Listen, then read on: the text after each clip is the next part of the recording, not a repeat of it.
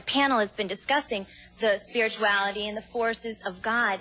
But I also believe that there are two forces that are here with us, that we do have our God that we can depend on, but there's also a power of darkness that we do need to be aware of. And that's where the choices begin. Do you believe that you can choose between one or the other? Most absolute, definitely. Yeah.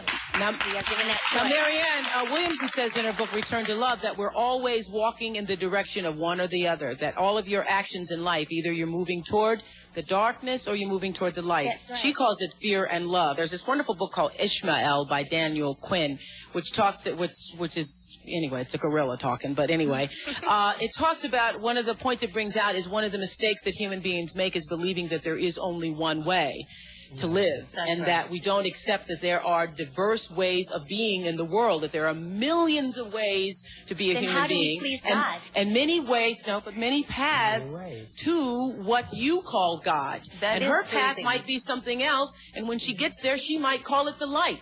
But her loving and her kindness and her generosity brings her, if it brings her to the same point that it brings you, it doesn't matter whether she called it God along the way or not. And I guess the danger that could be on that, I mean, it sounds great on the onset, but if you really look at both sides, there couldn't possibly be just one way. What about Jesus?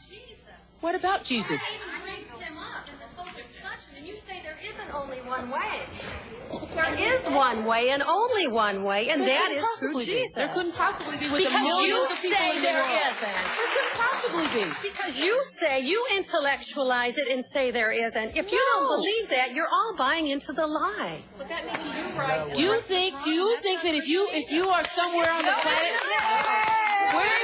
if you're somewhere on the planet and you never hear the name of Jesus, you never hear the name of Jesus, but yet you live with a loving heart, you lived as Jesus would have had you to live, you lived for the same purpose that Jesus came to the planet to teach us all, but you are in some remote part of the earth and you never heard the name of Jesus. You cannot get to heaven, you think? And that is covered in the scriptures, too. People are talked about Truly, that. God knows the heart. Does God care about your heart, or God care about if you call his son Jesus? Well, you know, Oprah, Jesus cannot come back until that gospel is preached in the four corners of this earth. So, figure it out.